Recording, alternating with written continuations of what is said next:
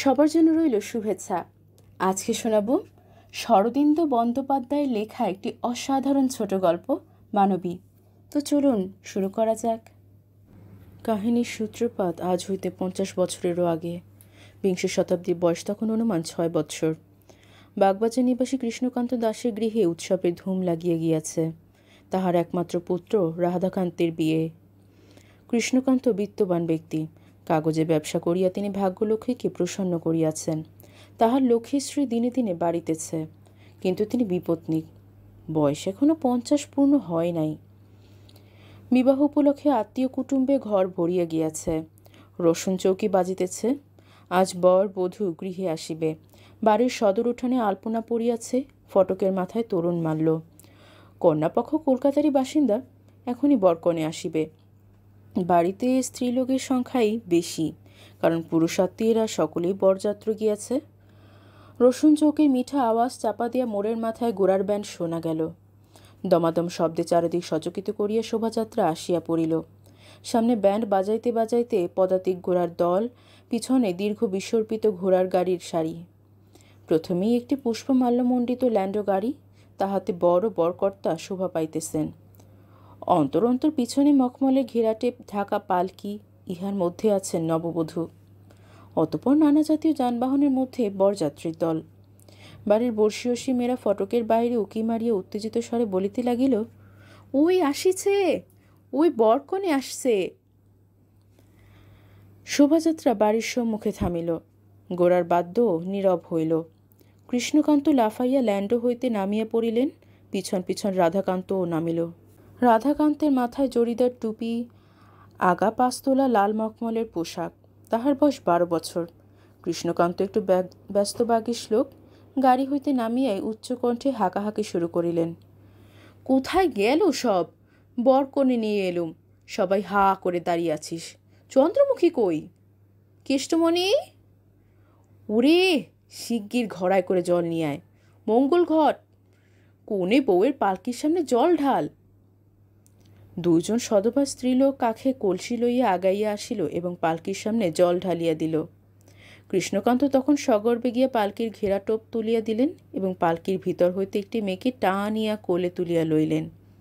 মেয়েটির বয়স বড়জোর 7 বছর, সোনার গহনায় সর্বাঙ্গ মোড়া। কৃষ্ণকান্ত মহানন্দে বলিলেন, দেখো দেখো, কেমন বউ এনেছি দেখো, যেমন দেখতে তেমনি নান। দেবী, সাক্ষাৎ দেবী, সাক্ষাৎ মা জগদ্ধাত্রী। কইরে রাধাকান্ত, কোথায় গেলি? শিগগির আয়, আমার পাশে এসে দাঁড়া। রাধাকান্ত দ্রুত আসিয়া বাপের পাশে বুক ফুলাইয়া দাঁড়াইল। কৃষ্ণকান্ত হাঁকিলেন, আরে ফটোগ্রাফার কোথায় গেল? শিগগির শিগগির ফটো তুলে নাও। কালো কাপড় মুখ ঢাকা এক ফটোগ্রাফার ত্রিপদ বিষ্টিত ক্যামেরার সম্মুখে লইয়া অগ্রসর হইল। ক্যামেরা কৃষ্ণকান্তের সম্মুখে রাখিয়া ঘোমটা হইতে মুখ বাহির করিয়া বলিল, স্থির হয়ে দাঁড়ান, কেউ নড়বেন না। খুকি, একটু হাসো তো। ফুলসজ্জার রাত্রি। একটি ঘর ফুল দিয়া সাজানো হইয়াছে। পালঙ্কে ফুলের বিছানা, মৃদু আলো জ্বলিতেছে। রাধাকান্ত ও দেবীকে 2 হাতে ধরিয়া কৃষ্ণকান্ত প্রবেশ করিলেন। কয়েকটি পূর্ণাঙ্গনা দ্বারের কাছে দাঁড়াইয়া কৌতূহলী চোখে এই দৃশ্য দেখিতে লাগিলেন। কৃষ্ণকান্ত বরবধূকে পালঙ্কের কাছে লইয়া গিয়া বলিলেন, আজ তোমাদের ফুলসজ্জা, জীবনের সবচেয়ে সুখের রাত্রি। নাও, দুজনেই বিছানায় শুয়ে পড়ো। পালঙ্কটি বেশ উঁচু। রাধাকান্ত উঠিয়া লম্বা হইয়া শুইয়া পড়িল, কিন্তু দেবী উঠিতে পারিল না। কৃষ্ণকান্ত তখন তাহাকে ধরিয়া খাটে তুলিয়া দিলেন। সনিশ্বাসে বলিলেন, আহা, আজ যদি গিন্নি বেঁচে থাকতেন। দেবী রাধাকান্তের পাশে বালিশে মাথা দিয়া শয়ন করিল। কৃষ্ণকান্ত দুজনকে পরম স্নেহে নিরীক্ষণ করিয়া বলিলেন, আচ্ছা, এবার তোমরা ঘুমাও। রাধাকান্ত, মনে রেখো, দেবী তোমার স্ত্রী, তোমার সহধর্মিনী, ওর সঙ্গে ঝগড়া করো না। কৃষ্ণকান্ত দ্বারের কাছে কৌতূহলী মেয়েদের দেখিয়া বলিলেন, তোরা এখানে কেন? যা, সব পালা, খবরদার আড়ি পাতবি না। মেয়েরা হাসিতে হাসিতে সরিয়া গেল। কৃষ্ণকান্ত ঘরের দ্বার ভেজাইয়া দিয়া ক্ষণেক কান পাতিয়া রহিলেন, যেন ঘরের ভিতরে কথাবার্তা শুনিবার চেষ্টা করিতেছেন। খাটের উপর রাধাকান্ত ও দেবী পরস্পরকে নিরীক্ষণ করিতেছে। তাহাদের দৃষ্টিতে অনুরাগের চেয়ে বিরাগী বেশি প্রকাশ পাইতেছে। অবশেষে রাধাকান্ত বলিল, আমি তোমার স্বামী, আমার সঙ্গে ঝগড়া করবে না। দেবী তৎক্ষণাৎ জবাব দিল, আমি কারোর সঙ্গে ঝগড়া করি না, আমি লক্ষ্মী মেয়ে। রাধাকান্ত তাহার দিকে একটা পা ছড়াইয়ে দিয়ে বলিল, তুমি আমার বউ, পা টিপে দাও। দেবী সতেজে বলিল, দিব না, আমি কি তোমার চাকর? রাধাকান্ত বলিল, তবে তুমি লক্ষ্মী মেয়ে নও, আমি তোমার সঙ্গে কথা কইব না। দেবী বলিল, আমিও কথা কইব না, কাল আমি বাপের বাড়ি চলে যাব। দুজনকে দুদিকে মুখ ফিরাইয়া শুইল। কৃষ্ণকান্ত দ্বারের বাহির দাঁড়াইয়া নবদম্পতির প্রণয় সম্ভাষণ শুনিতেছিলেন। মৃদু মৃদু হাসিতে হাসিতে প্রস্থান করিলেন। পরদিন প্রভাতে কৃষ্ণকান্ত আবার আসিয়া দেখিলেন বরবধূ নিঃসারী ঘুমাইতেছে। একজনের মাথা পশ্চিম দিকে, অন্যজনের মাথা দক্ষিণ দিকে। দেবীর পদযুগল পতি দেবতার বক্ষের উপর স্থাপিত। কৃষ্ণকান্ত গভীর স্নেহে ঘুমন্ত দেবীকে কোলে তুলিয়া লইলেন। গদগদ স্বরে বলিলেন, মা, মা জননী, ওঠো, তোমার বাবা তোমাকে নিতে এসেছেন। সেদিন দেবী পিতৃগৃহে ফিরিয়া গেল। তারপর 9 বৎসর স্বামীর সঙ্গে তাহার আর কোনো সম্পর্ক রহিল না। দেবী পিতৃগৃহে রহিল। কৃষ্ণকান্ত প্রতি সপ্তাহে একবার দুবার গিয়া দেবীকে দেখিয়া আসেন, কিন্তু রাধাকান্তের পত্নীর সহিত দেখা সাক্ষাৎ করিবার হুকুম নাই। কৃষ্ণকান্ত স্থির করিয়াছেন, ছেলে বউ বয়ঃপ্রাপ্ত না হওয়া পর্যন্ত তাহাদের মিলন ঘটিতে দিবেন না। 21 বছর বয়সে রাধাকান্ত পরম কান্তিমান যুবা পুরুষ হইয়া দাঁড়াইয়াছে। সে কলেজে পড়ে, এবার বিয়ে পরীক্ষা দিবে। পড়ার ঘরে টেবিলের সামনে বসিয়া সে অত্যন্ত মনোযোগ সহকারে লিখিতেছে। দেখিলে মনে হয় খুব মন দিয়াই লেখাপড়া করিতেছে, কিন্তু যদি সন্তর্পণে তাহার কাঁধের উপর দিয়ে উকি মারা যায়, দেখা যাইবে সে যাহা লিখিতেছে তাহার সহিত আসন্ন পরীক্ষার কোনো সম্বন্ধ নাই। তাহার লিখনটি এইরূপ, প্রিয়তমাশু, দেবী, তোমার জন্যে আমার মন সর্বদা ছটফট করছে। তোমাকে ছেড়ে আমি আর থাকতে পারছি না। এবার জামাই ষষ্ঠীর সময় তোমাদের বাড়িতে নেমন্তন্ন খেতে গিয়ে তোমাকে একবারটি দেখেছিলাম, তাও দূর থেকে, মুহূর্তের জন্য। আশা মিটল না। বাবা এত নিষ্ঠুর কেন? শ্বশুর মশাই এত নিষ্ঠুর কেন? কেন আমাদের দূরে রেখেছেন? আমি যে থাকতে পারছি না। তোমার কি আমাকে দেখতে ইচ্ছে করে না? আচ্ছা, লুকিয়ে লুকিয়ে দেখা করলে কেমন হয়? বেশ মজা হয় না? তুমি যদি রাজি থাকো, আমি লুকিয়ে তোমার সঙ্গে দেখা করব, কেউ জানতে পারবে না।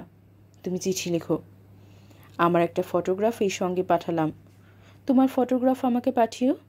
ভালোবাসা নিও, অনেক অনেক ভালোবাসা নিও। ইতি, তোমার রাধাকান্ত। চিঠি শেষ করিয়া রাধাকান্ত নিজের একটি ক্ষুদ্র ফটোগ্রাফ লইয়া চিঠির সঙ্গে খামের মধ্যে পুরিয়া খাম বন্ধ করিয়াছে।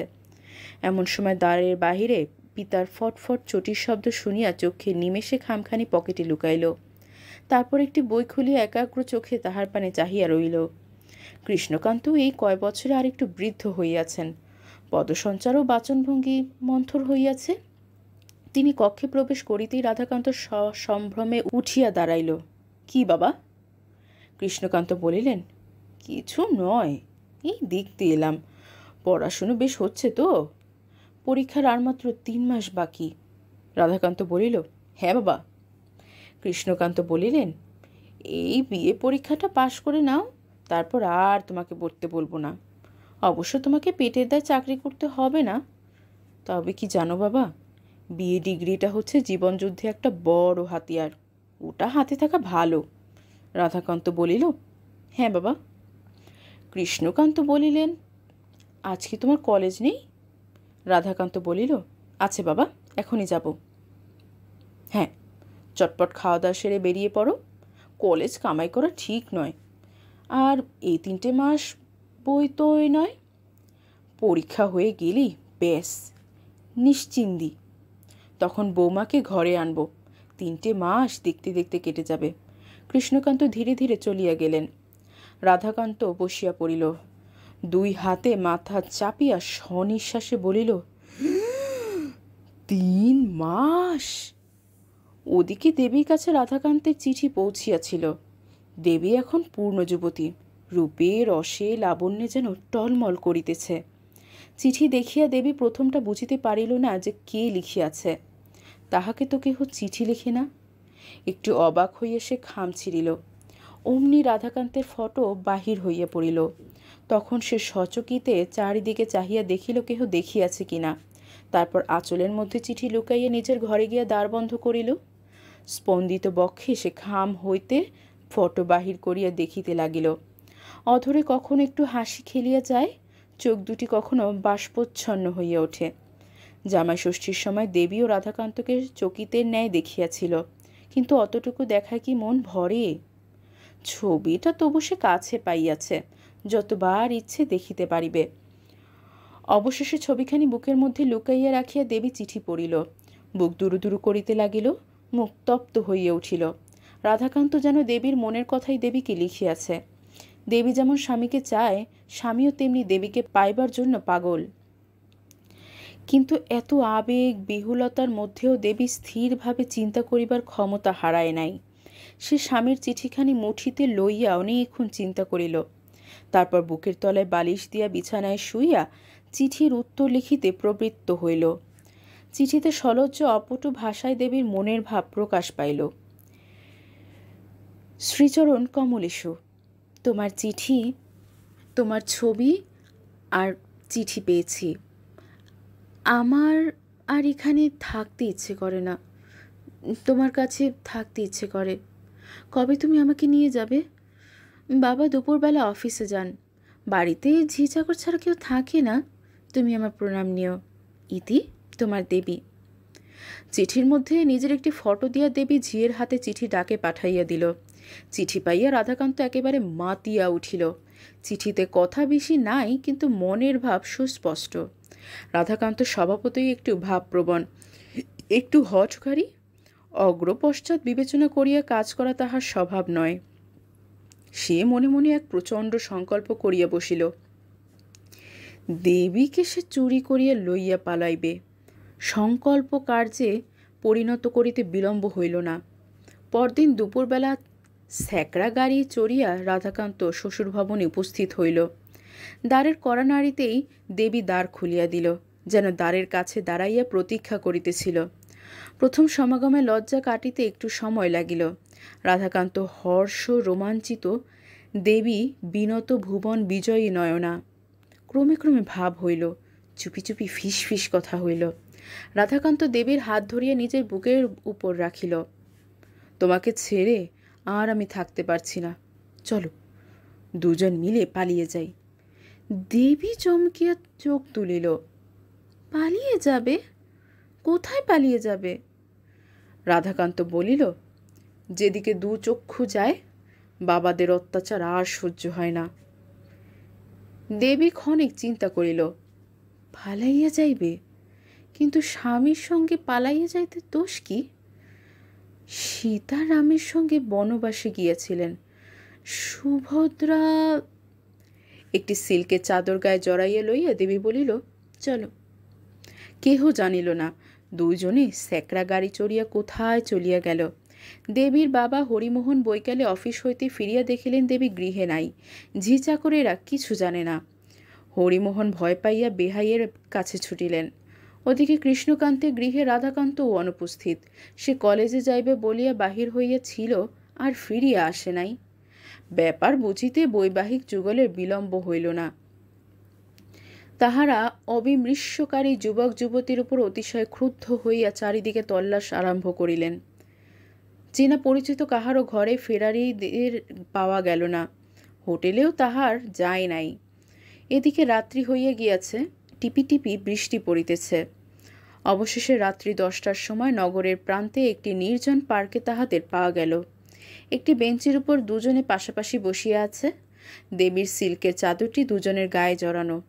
অবস্থা অতি করুণ। কৃষ্ণকান্ত অপরাধীদের তিরস্কার করিতে গিয়া হাসিয়া ফেলিলেন। অপরাধীরা লজ্জায় অধোবোদন হইয়া রহিল। কৃষ্ণকান্ত হাসি থামাইয়া বলিলেন, এই যদি তোদের ইচ্ছে ছিল আমাদের বললেই পারতিস। চল, এখন ঘরে চল। ছেলে বউ লইয়া কৃষ্ণকান্ত গৃহে ফিরিলেন। রাত্রে দেবী ও রাধাকান্ত এক শয্যায় শয়ন করিল। বিবাহের 9 বৎসর পরে তাহাদের প্রকৃত ফুল শয্যা হইল। বলা বাহুল্য, রাধাকান্ত পরীক্ষায় ফেল করিল। কৃষ্ণকান্ত নিরাশ হইলেন বটে, তবে কিন্তু বলিলেন, আমি জানতাম। যা হোক, আর পড়াশোনায় কাজ নেই, এবার কাজে ঢুকে পড়ো। আমার বয়স হয়েছে, কবে আছি কবে নেই, তুমি এই বেলা কাজকর্ম শিখে নাও, পৈতৃক ব্যবসাটা যাতে বজায় থাকে। রাধাকান্ত পৈতৃক কাজে লাগিয়া গেল। সে বুদ্ধিমান ছেলে, কাজে উৎসাহ আছে। অল্পকালের মধ্যেই সে কাগজের ব্যবসার মার প্যাচ বুঝিয়া লইল। কৃষ্ণকান্তের শরীর অল্পে অল্পে জীর্ণ হইতেছিল। তিনি আর অফিসে যান না। তাহার বদলে রাধাকান্ত অফিসের কাজ দেখে, কৃষ্ণকান্ত বাড়িতে থাকেন। বাড়ির নিচের তলায় কাগজের গুদাম, তাহারই দেখাশোনা করেন। এদিকে দেবী সন্তান সম্ভবা। কৃষ্ণকান্ত পৌত্রমুখ দর্শনের আশায় অত্যন্ত আহ্লাদিত হইয়াছেন। খুব ঘটা করিয়া পুত্রবধূর সাধ দিলেন। তারপর একদিন কাজ করিতে করিতে কৃষ্ণকান্ত হঠাৎ অজ্ঞান হইয়া পড়িয়া গেলেন। ডাক্তার আসিয়া পরীক্ষা করিলেন। বলিলেন, হৃদযন্ত্রের দুর্বলতা, কাজকর্ম বন্ধ করে দিন, খুব সাবধানে থাকতে হবে। ওষুধের ব্যবস্থা করিয়া দিয়া ডাক্তার চলিয়া গেলেন। দেবী শ্বশুরের শয্যাপাশে বসিয়া উদ্বেগ ভরা চোখে তাহার পানে চাহিয়াছিল। কৃষ্ণকান্ত তাহার প্রতি সস্নেহে দৃষ্টিপাত করিয়া বলিলেন, নাতির মুখ দেখে যদি যেতে পারি তাহলে আমার আর কোনো দুঃখ নেই। দেবী শ্বশুরের পায়ে হাত বুলাইয়া দিতে দিতে অঝরে কাঁদিতে লাগিল। শ্বশুরকে সে সত্যই ভালোবাসিয়াছিল। কৃষ্ণকান্ত 2-4 দিনে একটু সুস্থ হইলেন, কিন্তু বেশি চলাফেরা করেন না। বাড়ির উপরতলায় অল্প স্বল্প ঘুরিয়া বেড়ান। নাতির মুখ দেখিবার জন্যই যেন বাঁচিয়া আছেন। তারপর একদিন দেবী একটি পুত্র সন্তান প্রসব করিল। কৃষ্ণকান্ত আনন্দে আত্মহারা হইলেন। বাড়ির নহবত বসিল। আত্মীয় বন্ধুগণের গৃহে মিষ্টান্ন বিতরিত হইল। আতুর ঘরে প্রবেশ করিয়া কৃষ্ণকান্ত নাতির মুখ দেখিলেন। বলিলেন, চাঁদের মতো ছেলে হয়েছে। ওর নাম রইল চন্দ্রকান্ত। তারপর শয্যায় শয়ান পুত্রবধূর হাতে চাবির গোছা দিয়ে বলিলেন, তুমি ছেলের মা হয়েছ, আজ থেকে তুমি এ বাড়ির গৃহিণী। লোহার সিন্দুকের চাবি তোমার কাছে রইল, চিরায়ুষ্মতি হও। সেই রাত্রে নিদ্রাবস্থায় কৃষ্ণকান্ত পরলোক গমন করিলেন। আরও 5টি বৎসর মহাকালের নীল সমুদ্রে মিশিয়াছে। রাধাকান্ত এখন বাড়ির কর্তা, 3টি সন্তানের পিতা। প্রথম 2টি পুত্র চন্দ্রকান্ত ও সূর্যকান্ত, তৃতীয়টি কন্যা, নাম গৌরী। প্রথম মহাযুদ্ধের বাজারে কাগজের ব্যবসা ফাঁপিয়ে উঠিয়াছিল। রাধাকান্ত বিলক্ষণ লাভবান হইয়াছে। তাহাতে এখন রীতিমতো বড় মানুষ বলা চলে। দেবীর দেহ মনও এই কয় বছরে পরিণতি লাভ করিয়াছে। সে আর এখন প্রণয় ভয়ে ভঙ্গুর তরুণী নয়, 3টি সন্তানের জননী, ঘরের ঘরণী। দেহের যৌবন যেমন অটুট আছে, তেমনি চরিত্র আরও শান্ত, ধীর ও দৃঢ় হইয়াছে। বিষয়বুদ্ধিতে সে স্বামীর সমকক্ষ। রাধাকান্ত অনেক সময় বিষয়কর্মে স্ত্রীর সহিত পরামর্শ করিয়া কাজ করে। রাধাকান্তের চরিত্রে যে অবিমৃষ্যকারিতা আছে, দেবী তাহা সংযুক্ত করিয়া রাখে। আজ দেবী ও রাধাকান্তের জীবনের একটি স্মরণীয় দিন। মোটর গাড়ি কেনা হয়েছে, রথের মতো উঁচু প্রকাণ্ড একটি মির্নাভা গাড়ি। এতদিন ঘোড়ার গাড়িতে কাজ চলিতেছিল, কিন্তু এখন দিনকাল বদলাইয়া যাইতেছে। মোটর গাড়ি না থাকিলে মান মর্যাদা রক্ষা হয় না। একজন ড্রাইভার রাখা হইয়াছে, যে জগমগে পোশাক পরিয়া গাড়ি চালাইবে। সকালবেলা গাড়ি আসিয়াছে, বাড়ির সামনের উঠান আলো করিয়া দাঁড়াইয়া আছে। 3টি ছেলেমেয়ে সকাল হইতে গাড়ির মধ্যেই বাস করিতেছে। ঝি চাকর পরম কৌতূহলের সহিত গাড়ি প্রদক্ষিণ করিতেছে। জগমগে পোশাক পরা ড্রাইভার মাঝে মাঝে ঝাড়ন দিয়ে গাড়ির ধুলা ঝাড়িতেছে। 10টার সময় রাধাকান্ত ও দেবী দোতলা হইতে নামিয়া আসিয়া মোটর গাড়িতে উঠিল। চাকর এক চ্যাঙারি খাবার গাড়িতে তুলিয়া দিল। ছেলেমেয়েরা আগে হইতেই গাড়িতে ছিল। তাহারা কলহাস্য করিয়া করতালি দিয়া আনন্দ জ্ঞাপন করিল। রাধাকান্ত ও দেবী পরস্পরের পানে চাহিয়া পরম তৃপ্তির হাসি হাসিল। তারপর গম্ভীর স্বরে ড্রাইভারকে বলিল, চলো শিবপুর বোটানিক্যাল গার্ডেন। আজ মোটর গাড়ি কেনার প্রথম দিনে তাহারা বনভোজনে যাইতেছে। সারা দিন ভারী আনন্দে কাটিল। সন্ধ্যার সময় ক্লান্ত দেহ ও তৃপ্ত মন লইয়া তাহারা গৃহে ফিরিয়া আসিল। তারপর অনাড়ম্বর গতানুগতিক সুখের দিনগুলি একে একে কাটিতে লাগিল। একদিন সন্ধ্যার সময় রাধাকান্ত মোটরে চড়িয়া অফিস হইতে বাড়ি ফিরিতেছিল। একটি অপেক্ষাকৃত নির্জন রাস্তায় তাহার মোটরের ইঞ্জিন গোলমাল আরম্ভ করিল। ড্রাইভার মোটর থামাইয়া গাড়ির বনেট খুলিয়া ঠিকঠাক আরম্ভ করিল। গাড়ি আবার চালু হইতে সময় লাগিবে দেখিয়া রাধাকান্ত বাহিরে আসিয়া ফুটপাথে পায়চারি করিতে লাগিল। সামনেই একটা চায়ের দোকান। এই অবকাশে এক পেয়ালা গরম চা সেবন করিয়া লইবার উদ্দেশ্যেই রাধাকান্ত দোকানে প্রবেশ করিল। দোকানে খদ্দের বেশি নাই।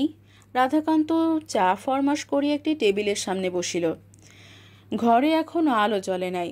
চায়ের পেয়ালায় চুমুক দিতে দিতে রাধাকান্ত লক্ষ্য করিল ঘরের কোণে টেবিল ঘিরিয়া বসিয়া 4 জন লোক নিবিষ্ট মনে তাস খেলিতেছে।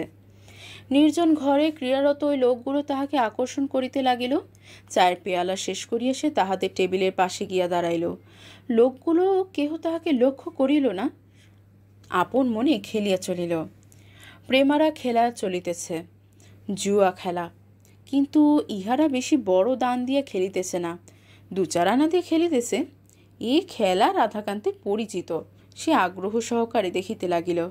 হঠাৎ খেলোয়াড়দের মধ্যে এক ব্যক্তি মুখ তুলিয়া রাধাকান্তের পানে চাহিল, মৃদু হাসিয়া বলিল, এ খেলা কি দেখছেন বাবু? নেহা ছিলে খেলা। যদি সত্যিকারের বাঘের খেলা দেখতে চান ওই ঘরে যান বলিয়া পাশের একটি ভেজানো দরজা দেখাইল। রাধাকান্ত একটু ইতস্তত করিল, তারপর দরজা ঠেলিয়া ঘরে প্রবেশ করিল। ঘরটি ছোট, আলো জ্বলিতেছে। গদিপাতা মেঝের উপর বসিয়া 5-6 জন লোক জুয়া খেলিতেছে।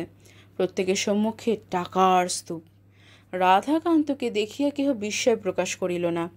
একজন বলিল, আসুন, বসে যান। রাধাকান্তের পকেটে 200 টাকা ছিল। সে বসিয়া গেল। ওদিকে দেবী উদ্বেগে বাড়িময় ছটফট করিয়া বেড়াইতেছে। রাধাকান্ত কোনো দিন অফিস হইতে বাড়ি ফিরিতে দেরি করে না, তবে আজ কি হলো? রাত্রি 8:30টার সময় রাধাকান্ত বাড়ি ফিরিল, মুখ শুষ্ক, অপরাধ লাঞ্ছিত। সে দেবীর কাছে বিলম্বের সত্য কারণ লুকাইবার চেষ্টা করিল, কিন্তু পারিল না। শেষ পর্যন্ত সব কথাই প্রকাশ পাইল। সে জুয়া খেলার লোভ সামলাইতে পারে নাই। পকেটে যে 200 টাকা ছিল তাহা গিয়াছে। শুনিয়া দেবী ভয়ে আতঙ্কে দিশাহারা হইয়া গেল। 200 টাকা গিয়াছে যাক, কিন্তু জুয়ার নেশা সর্বনেশে নেশা। এ পথে চলিলে বিষয় সম্পত্তি মান মর্যাদা কয়দিন থাকিবে? দেবী কাঁদিয়া ফেলিল। ওগো, এ তুমি কি করলে? জুয়া খেললে যে লক্ষ্মী ছেড়ে যায়। রাধাকান্ত আধো মুখে রহিল। দেবী তখন চোখ মুছিয়া বলিল, দিব্যি করো, আর কখনো জুয়া খেলবে না। রাধাকান্ত শপথ করিল। দেবীর কিন্তু প্রত্যয় জন্মিল না। মেজ ছেলে সূর্যকান্ত ঘরের মেঝেই খেলা করিতেছিল। দেবী তাহাকে কোলে তুলিয়া আনিয়া স্বামীর সম্মুখে দাঁড়াইল। ছেলের মাথায় হাত দিয়ে দিব্যি করো। রাধাকান্ত 4 বছরের ছেলে সূর্যকান্তের মাথায় হাত দিয়ে শপথ করিল জীবনে আর কখনো জুয়া খেলিবে না। একটি একটি করিয়া বছর কাটিয়া যায়। ছেলেমেয়েরা বড় হইয়া উঠিতে থাকে। রাধাকান্তের প্রভাব প্রতিপত্তি সামাজিক প্রতিষ্ঠা বর্ধিত হয়। তাহার রগের কাছে চুলে একটু পাক ধরে। দেবীর শরীরও একটু ভারী হইয়াছে, কিন্তু মনের সজাগ সাবলীলতা অক্ষুণ্ণ আছে। সংসারের চারিদিকে তাহার সতর্ক মমতা। বড় ছেলে চন্দ্রকান্তের বয়স এখন 19।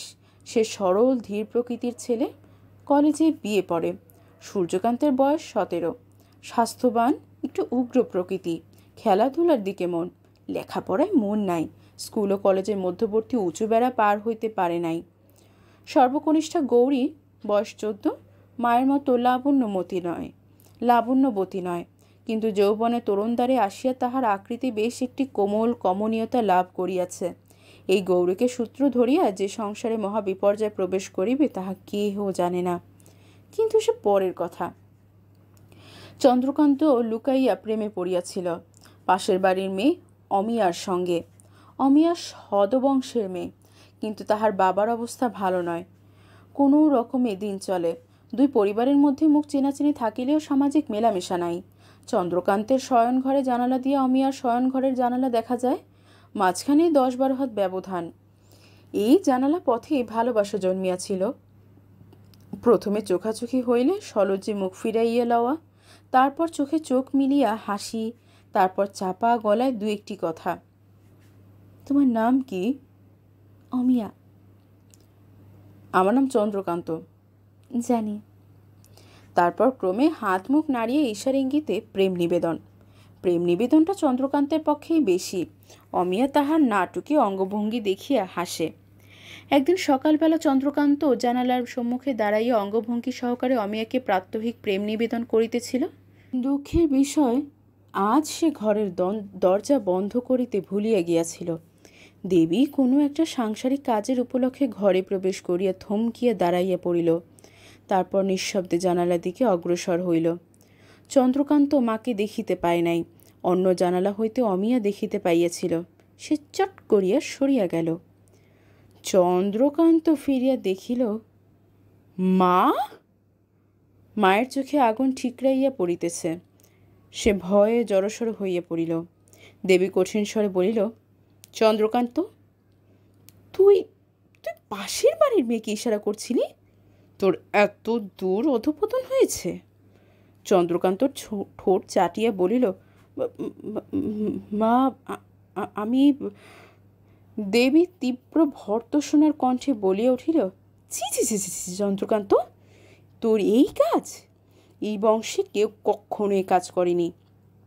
আমার ছেলে হয়ে তুই গৃহস্থের ঘরের মেয়ের দিকে নজর দিলি? চন্দ্রকান্ত মায়ের পদতলে পড়িয়া ব্যাকুল স্বরে বলিল, মা, মা, তুমি আমাকে ভুল বোঝো না। আমি আমি অমিয়াকে বিয়ে করতে চাই। দেবীর উগ্র ক্রোধ থমকিয়া গেল। মুখের ভাব একটু নরম হইল। কি বললি? মা, আমি অমিয়া, মানে আমি ওকে বিয়ে করব। দেবী তাহার চুল ধরিয়া নাড়িয়া দিল। হতভাগা, ওঠ! বিয়ে করবি তো আমাকে বলিসনি কেন? চন্দ্রকান্ত উঠিয়া করুণ স্বরে বলিল, ওরা বড় গরিব, অমিয়ার বাবার একটিও পয়সা নেই, তাই বলিনি। বাবা শুনলে রাগ করবেন। দেবীর ঠোঁটের কোণে একটু হাসি দেখা গেল। ওরা গরিব, আর তোর বাপ বুঝি নবাব। মেয়েটা দেখতে শুনতে তো ভালোই। সত্যি ওকে বিয়ে করতে চাস? বিগলিত হইয়া চন্দ্রকান্ত বলিলেন, হ্যাঁ মা, তুমি বাবাকে রাজি করো। আচ্ছা আচ্ছা, সে তোকে ভাবতে হবে না। আমি আগে মেয়ে দেখব। যদি দেখি ভালো মেয়ে, তখন যা করার করব। দুপুরবেলা রাধাকান্ত অফিস হইতে তাহার করিতে আসিলে দেবী তাহাকে কথাটা শুনাইয়া রাখিল। রাধাকান্ত ইতিমধ্যে গৌরীর বিবাহের ব্যবস্থা প্রায় পাকাপাকি করিয়া আনিয়াছিল। বলিল, বেশ তো, মেয়ে যদি তোমার পছন্দ হয়, দুটো বিয়ে একসঙ্গে লাগিয়ে দাও। অপরাহ্নে দেবী গায়ে চাদর জড়াইয়া পাশের বাড়িতে গেল। পাশাপাশি দুই বাড়ি, কিন্তু দেবী এই প্রথম অমিয়াদের বাড়িতে পদার্পণ করিল। অমিয়ার মা বর্ষীয়সী মহিলা। অমিয়া তাহার শেষ সন্তান। দেবীকে দেখিয়া তিনি কৃতার্থ হইয়া গেলেন। তাহার হাত ধরিয়া বলিলেন, বোন, দূর থেকে তোমাকে দেখেছি, কাছে যেতে কখন সাহস হয়নি। আমার ভাগ্যি, আজ সাক্ষাৎ লক্ষ্মী আমার ঘরে পা রাখলেন। তিনি দেবীকে শয়নকক্ষে লইয়া গিয়া মাদুর পাতিয়া বসাইলেন। দু চার কথার পর দেবী বলিল, আপনার মেয়ে অমিয়াকে একবার ডেকে দিন, তার সঙ্গে দুটো কথা বলবো। গৃহিণী কন্যাকে ডাকিলেন। অমিয়া দ্বিধায় জড়িত পদে কম্প্রবক্ষে আসিয়া দেবীকে প্রণাম করিল। দেবী তাহাকে পাশে বসিয়ে গৃহিণীকে বলিল, আপনি কাজকর্ম করুন গিয়ে, আমি অমিয়ার সঙ্গে গল্প করি। গৃহিণী মনে মনে ঈষৎ শঙ্কিত হইয়া সরিয়া গেলেন। চন্দ্রকান্ত ও অমিয়া প্রণয় কাহিনীর খবর তিনি কিছুই জানিতেন না। এটা সেটা গল্প করিতে করিতে দেবী অমিয়াকে লক্ষ্য করিতে লাগিল। অত্যন্ত লাজুক মেয়ে, প্রগল লোভা মুখরা নয়, দুবার ঢোক গিলিয়া একটা কথা বলে, তার উপর ভয় পাইয়াছে। দেবী বুঝিল প্রণয় ব্যাপারের জন্য মূলত চন্দ্রকান্তই দায়ী। অমিয়া ছলাকলা দেখাইয়া তাহাকে প্রলুব্ধ করে নাই। মেয়েটিকে তাহার পছন্দ হইল। সে তাহার চিবুক ধরিয়া তুলিয়া বলিল, চন্দ্রকান্ত তোমাকে বিয়ে করতে চায়। তোমার মাকে তাহলে বলি। অমিয়া চক্ষু মুদিয়া নিস্পন্দ হইয়া রহিল। দেবী তখন হাসিয়া বলিল, আমি কিন্তু ভারী দজ্জাল শাশুড়ি, উন থেকে চুন খসলেই বকুনি খাবে। তারপর দেবী উঠিয়া গিয়ে অমিয়ার মাকে বলিল, আমি আপনার মেয়েটিকে নিলুম আমার বড় ছেলের জন্য। অমিয়ার মা স্বর্গ হাতে পাইলেন, অশ্রু গদগদ কণ্ঠে বলিলেন, বোন, এ আমার স্বপ্নের অতীত, কিন্তু আমার যে আর কিছু নেই। দেবী বলিল, আর কিছু তো চাইনি, শুধু মেয়েটি চেয়েছি। মাসখানেক পরে মহা ধুমধামের সহিত একজোড়া বিবাহ হইয়া গেল, চন্দ্রকান্তের সহিত অমিয়ার এবং গৌরীর সহিত লালমোহন নামক একটি ধনী সন্তানের। লালমোহন বনিয়াতি বংশের দুলাল, মোটর ছাড়া এক পাও চলে না। যেমন তাহার মেদ সুকুমার দেহ, তেমনি তাহার রাজা উজির মারা বাক্যোচ্ছটা। সে নিজেকে মস্ত একজন ব্যায়ামবীর ও স্পোর্টসম্যান বলিয়া মনে করে। বিবাহের পরদিন সকালবেলা বরকন্যা বিদায়ের পূর্বে রাধাকান্তের বৈঠকখানায় তরুণ বয়স্কদের আসর জমিয়াছিল। নূতন জামাই লালমোহনই আসর জমাইয়াছিল। তাহার সঙ্গে ছিল সমবয়স্ক কয়েকজন বন্ধু। বাড়ির পক্ষ হইতে সূর্যকান্ত উপস্থিত ছিল। চা সহযোগে বিপুল প্রাতরাশের সদগতি হইতেছিল। তাহার 3টা রাইফেল আছে। সে ঘোড়ায় চড়িয়া বাঘ শিকার করিতে পারে। পোলো খেলাতেও সে নিতান্ত অপটু নয়। লালমোহন এসব কথা বলিতে বলিতে বন্ধুদের চিমটি কাটিতেছিল। শ্রোতাকে চিমটি কাটিয়া কথা বলা তাহার অভ্যাস। শুনিতে শুনিতে সূর্যকান্তের গা জ্বালা করিতেছিল। তাহার ধৈর্য একটু কম। এই ধরনের নির্লজ্জ বড়ই সে সহ্য করতে পারে না। এই ধরনের নির্লজ্জ বড়াই সে সহ্য করতে পারে না। কিন্তু নতুন ভগিনীপতিকে তো কিছু বলাও যায় না। কিছুক্ষণ নীরবে সহ্য করিয়া সে বলিল, আপনি তো ভারী বাহাদুর, আমার সঙ্গে পাঞ্জা লড়তে পারেন? পাঞ্জা? লালমোহন অবজ্ঞায় নাক তুলিয়া বলিল, ওসব ঘটো লোকের খেলা আমি খেলি না। সূর্যকান্ত খোঁচা দিয়ে বলিল, গায়ের জোর আছে কিনা পাঞ্জা লড়লে বোঝা যায়। লালমোহন বলিল, আমার গায়ের জোরের দরকার নেই। যত বড় পালোয়ানি আসুক, তাকে সায়স্তা করবার ক্ষমতা আমার আছে। তাই নাকি? গায়ে জোর না থাকে তো কি দিয়ে সায়স্তা করবেন? এই দিয়ে, বলিয়া লালমোহন পকেট হইতে একটি রিভলভার বাহির করিয়া দেখাইল। যন্ত্রটি দেখতে ছোট, কিন্তু এই দিয়ে তোমার মতো 6 জন গুন্ডাকে শুইয়ে দিতে পারি। সূর্যকান্ত অত্যন্ত ক্রুদ্ধ ও মর্মাহত হইল, কিন্তু বিতণ্ডা আর বেশি দূর অগ্রসর হইতে পারল না। রাধাকান্ত এবং আরও লোকজন আসিয়া পড়িল। বরকন্যাকে বিদায় করিবার সময় উপস্থিত। লালমোহন বধূ লইয়া গৃহে ফিরিয়া গেল, কিন্তু এই ক্ষুদ্র ঘটনাটি তাহাদের দুজনের মনে প্রচ্ছন্ন বিদ্বেষে বীজ বপন করিল। অতঃপর সুখে স্বাচ্ছন্দ্যে কয়েক মাস কাটিয়া গেল। দেবী অমিয়াকে বধূরূপে পাইয়া পরম তৃপ্ত। সে যেমনটি চাহিয়াছিল তেমনটি পাইয়াছে। কিন্তু যতই দিন যাইতে লাগিল, এক কথাও ধীরে ধীরে স্পষ্ট হইয়া উঠিতে লাগিল যে গৌরীর দাম্পত্য জীবন সুখের হয় নাই। প্রথম সমাগমের আবেগ মাধুর্য ক্রমে ক্রমে শিথিল হইয়া আসিতেছে। গৌরীর শ্বশুরবাড়ি কলিকাতাতেই। সে মাঝে মাঝে বাপের বাড়ি আসে। তখন তাহার শুষ্ক মুখে করুণ হাসি দেখিয়া দেবীর বুকে শেল বিদ্ধ হয়। গৌরীকে প্রশ্ন করিলে সে প্রশ্ন এড়াইয়া যায়। তাহার স্বামী যে মদ্যপান করে, বন্ধু বান্ধবদের লইয়া ঘোড়দৌড়ের মাঠে যায়, তাহার পৈতৃক বসত বাড়ি বন্ধক পড়িয়াছে, এসব কথা সে নিজের মায়ের কাছেও বলিতে পারে না। কিন্তু একদিন কিছুই আর ঢাকা রহিল না। দুপুরবেলা গৌরী কাঁদিতে কাঁদিতে বাপের বাড়ি ফিরিল। তাহার দেহে একটিও গহনা নাই। সে মায়ের গলা জড়াইয়া কাঁদিতে লাগিল। লালমোহন অনেকদিন হইতে তাহার সহিত দুর্ব্যবহার করিতেছে। আজ ব্যাপার চরমে উঠিয়াছে। গৌরীর বিবাহের যৌতুক আন্দাজ 20,000 টাকার গহনা ছিল। এতদিন লালমোহন তাহাতে হাত দেয় নাই। আজ সে সেই গহনা চাহিয়া বসিল। গৌরী গহনা দিতে রাজি হইল না। তখন লালমোহন তাহাকে মারধর করিয়া সমস্ত গহনা কাড়িয়া লইয়াছে, এমনকি গায়ের গহনাগুলোও ছাড়ে নাই। তারপর বন্ধুদের লইয়া কোথায় যেন চলিয়া গিয়াছে। বাড়ির সকলে গৌরীর কাহিনী শুনিল। রাধাকান্ত আহার করিতে আসিয়া শুনিল। তারপর অগ্নিশর্মা হইয়া লালমোহনের সন্ধানে ছুটল। আজ সে দেখিয়া লইবে এত বড় আস্পর্ধা। লালমোহন বাড়ি ফেরে নাই। চাকর বলিল, বাবু রেস খেলিতে গিয়াছেন, সন্ধ্যার সময় ফিরিবেন। রাধাকান্ত রেস কোর্সে গেল। কান ধরিয়া জামাইকে ঘরে ফিরিয়াইয়া আনিবে। স্ত্রীর গয়না বেচিয়া রেস খেলা? রেস করছে লোকারণ্য। রাধাকান্ত পূর্বে কখনো ঘোড়দৌড়ের খোয়ারে প্রবেশ করে নাই। সে ব্যাপার দেখিয়া চমৎকৃত হইয়া গেল। আধ ঘণ্টা অন্তর একদল ঘোড়া ছুটিতেছে, দর্শকেরা গগনবিদারী চিৎকার করিতেছে, হাজার হাজার টাকা হাতে হাতে লেনদেন হইতেছে। রাধাকান্তের রক্ত চনমন করিয়া উঠিল। সে এদিক ওদিক জামাইকে তল্লাশ করিল, কিন্তু অত ভিড়ের মধ্যে কোথায় জামাই? তখন সে রেলিংয়ের পাশে দাঁড়াইয়া ঘোড়দৌড় দেখিতে লাগিল। অনিবার্যভাবেই একজন দালাল আসিয়া জুটিল। উর্বশী ধরেছেন? উর্বশী? সামনে রেসে দৌড়বে। ঘোড়া নয়, পক্ষীরাজ, আকাশে উড়ে চলে। তাই নাকি? তা কি করে ধরতে হয়? আপনার দেখছি এখনো হাতে খড়ি হয়নি। আসুন আমার সঙ্গে।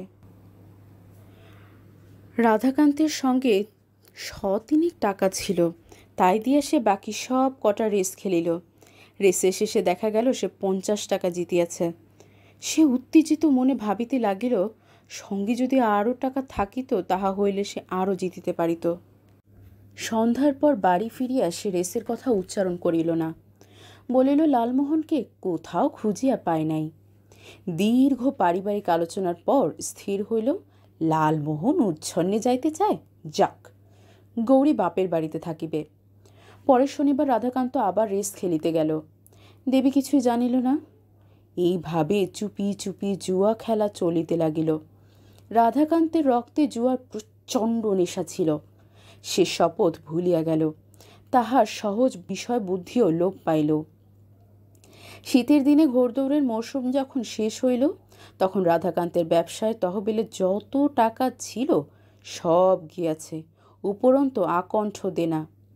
রেসের শেষ দিনে সন্ধ্যাবেলা রাধাকান্ত বাড়ি ফিরিল না। দেবী জানিত রাধাকান্ত অফিসে আছে, তাই বিশেষ উদ্বিগ্ন হয় নাই।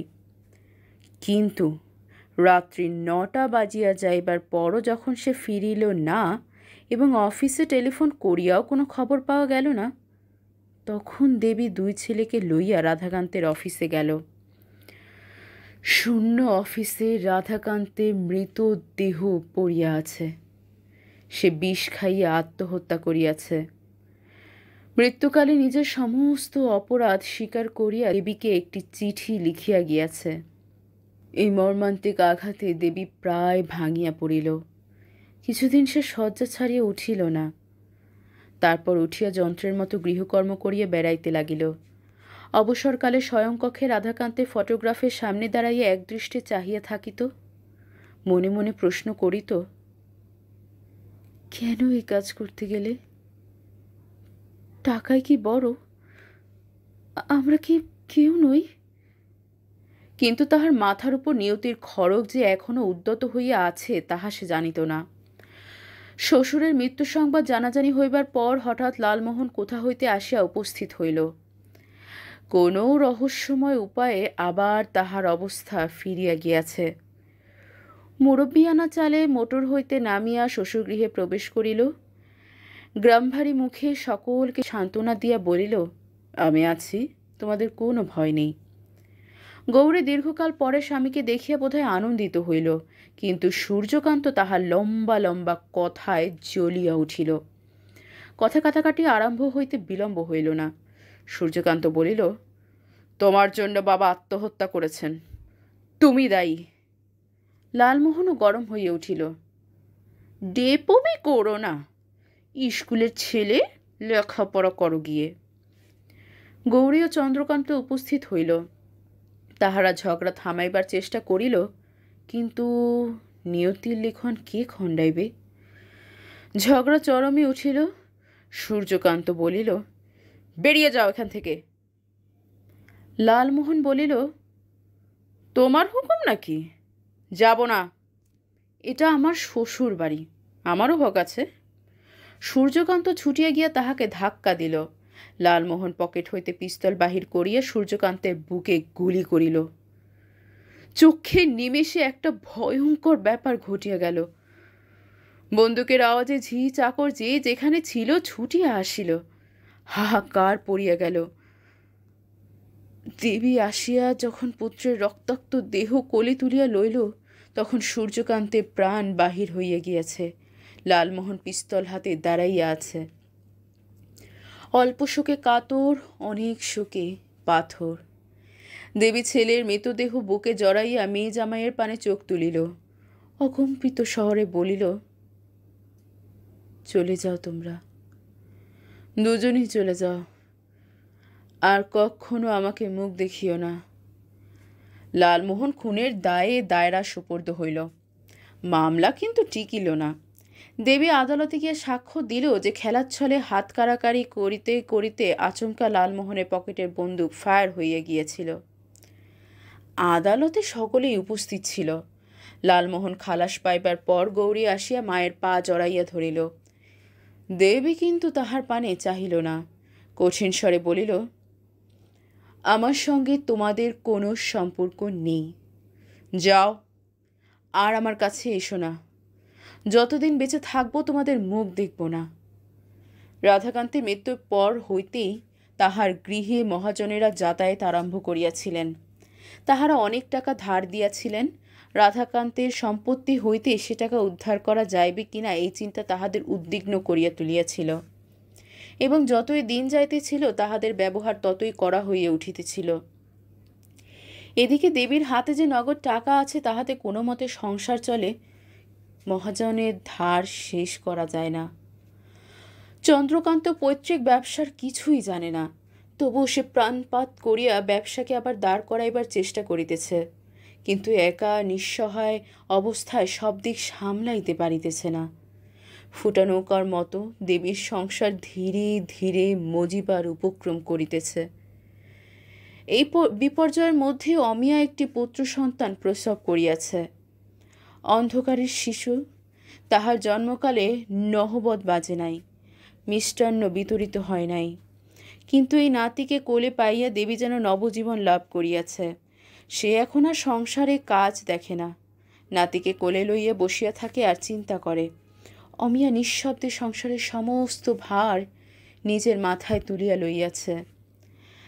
একদিন দেবী চন্দ্রকান্তকে ডাকিয়া বলিল,